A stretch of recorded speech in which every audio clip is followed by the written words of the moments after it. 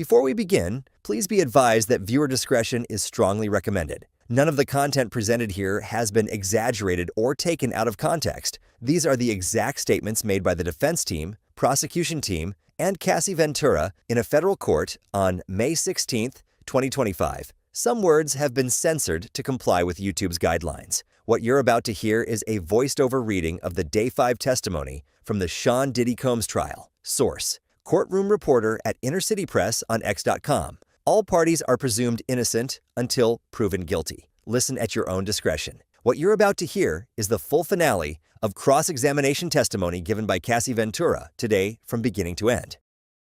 You believe Mr. Combs was blacked out for the InterContinental event? I believe he was intoxicated. Everyone's definition is different. But you said blacked out. What did you write here? I wrote, when you get fucked up the wrong way. You meant drugs? And alcohol. Here Mr. Combs writes to you, I am so horny for you. At this moment, the prosecution objected and said this was not an evidence. Then they continued. Here Mr. Combs is asking you for sex soon after the InterContinental, right? I was saying how he felt. What did you write back? I wrote, we need a different vibe than Friday at the InterContinental. Mr. Combs wrote, Vuck Friday, I don't even want to do that again. What did you write? I wrote, LOL, true. Mr. Combs suspected you of having an affair with someone else in the industry. What happened when he took your phone? We were in a car, and he told me to call my mother. When I did, he grabbed my phone and took it. It was a big fight. He was just gone. For how long? A few hours until my mother called the police. Did Mr. Combs go through your phone? I think so. And he called someone on it. The person you had an affair with? I don't know if he's playing anymore. But he was an NFL player, and he was jealous. Wasn't there a time he found out you were dancing with another person in the entertainment industry and took your phone, right? I don't remember. It was Chris Brown. I was not dancing with him. Look at this. It's from 2013. Now I see. What else did Mr. Combs take? My car, my passport, when he was angry. Let's refresh you about Mr. Combs being in rehab. I vaguely remember. Why did you go to Sedona? I went to Arizona to get away from the drugs. I'm going to go to a new topic. Mr. Combs told you to go get the video you'd heard about. What did you write? I wrote, you keep putting me down. I'm going to play you some audio. At this moment, the defense played an audio. This voiceover is what was said in the audio. If you saw a video of someone f***ing me, who was f***ing me? You have it. Why didn't you show me? 'Cause I'm not disrespectful, bro. If you don't show me, I will kill you. Cut you up. I will f***ing kill you. I've never killed anyone in my life. I am going to fuck you up. It's not going to be blood on my hands. Someone else is going to do it. I'm not playing with you, Sujit. Tell me. That was you, right? Yes. Did Mr. Combs express concern about these videos being released? When? Ever. Yes. The escort, Jonathan. You thought he took a video? Yes. Mr. Combs spent a lot of money to make sure the video did not get released?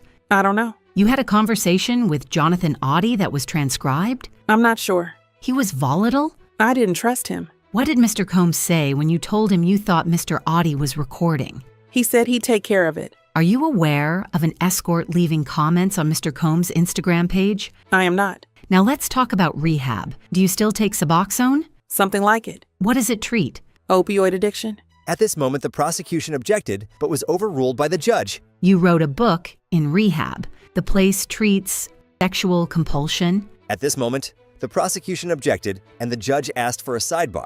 Did you get neurofeedback therapy?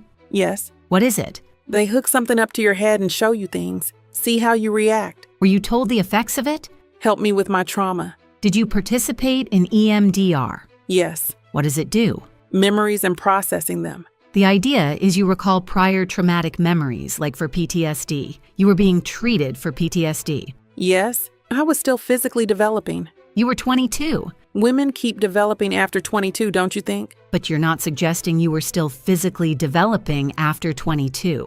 I am not. This message is about having a freak off without ketamine, right? At this moment, the prosecution said, May I confer with counsel? The judge said, no, but we will take a break. Then they came back and continued. Mr. Combs wrote, you're so predictable. You've said you were going to tell him you didn't want to do freakouts anymore, but you didn't say it, did you? I did not. Here, you were suggesting freaking off with a girl. You say you found a photo of Mr. Combs with Gina while you were staying with your parents in Connecticut, right? Yes. You decided to break up with him, and he didn't threaten you but suggested couples counseling? I don't know. In August 2018, you called it a closure conversation. Mr. Combs was inviting you to Burning Man, right? Yes. I'll read Mr. Combs. You have anger. I wrote, my family knows I am not running around telling our business. I wrote, I don't need you to be taking care of Kim and Gina. I needed you to put me first. Please read these. I wrote, you lied to me. She never went away. It was the nail in the coffin. You meant Gina, the photo? Yes. In your civil lawsuit, you say Mr. Combs raped you in September 2018 after you had dinner at an Italian restaurant in Malibu, right? Yes. Did you meet with the U.S. on November 30th, 2023? Yes, not the exact date. In this meeting, you said the rape took place after Mr. Combs returned from Burning Man. You said he was acting strangely at that dinner. I don't remember exactly that word. Did you meet the U.S. on April 8th, 2025?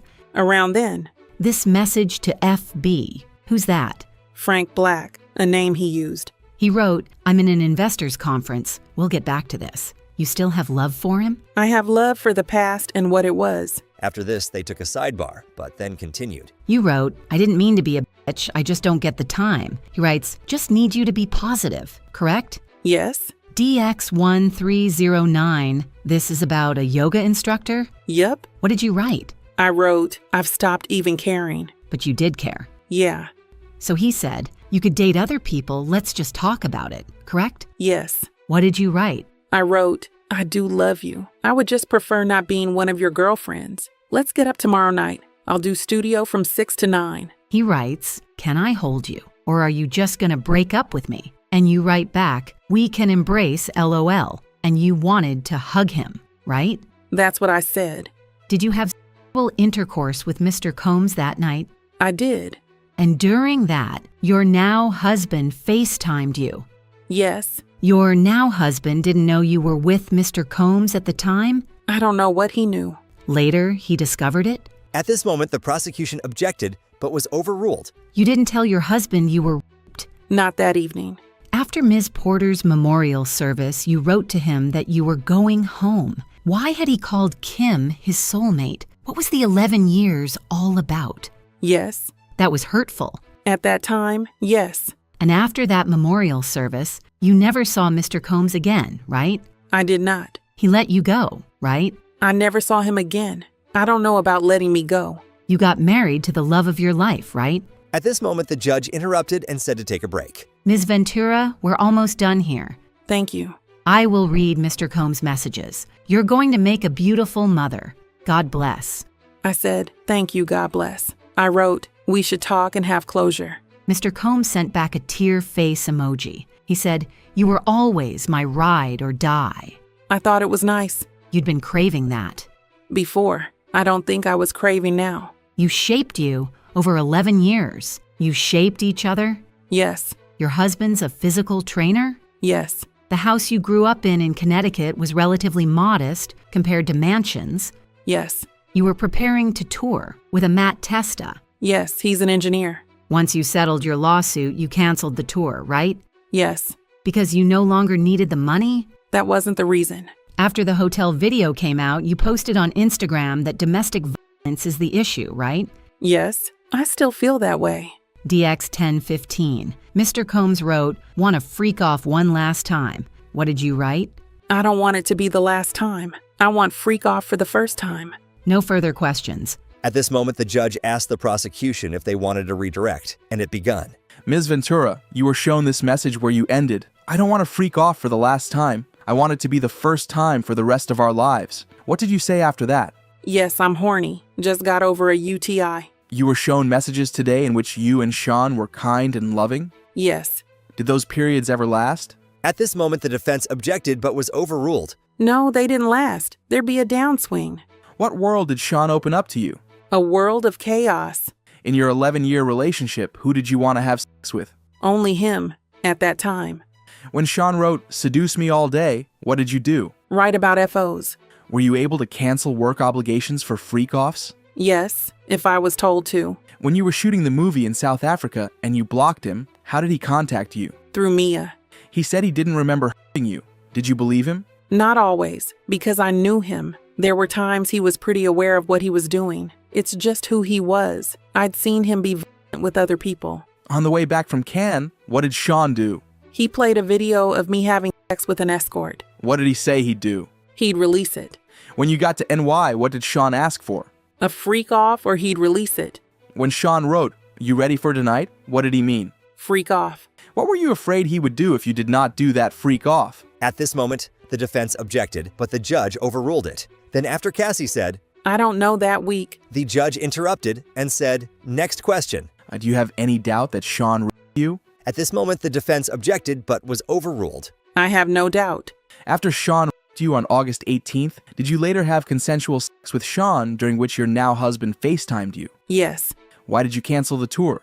After I filed my civil suit, I was overwhelmed. Addressing the past the way that I chose to was overwhelming. I didn't want to go. Do you plan to file more lawsuits? No. Would you give the $20 million back if you hadn't have had to do freak-offs? At this moment, the defense objected, but was overruled. I would give it back to get my agency back. Did he beat you during freak-offs? Yes. Were you open to freak-offs at the beginning? At the beginning. Did you tell him when you no longer wanted to do them?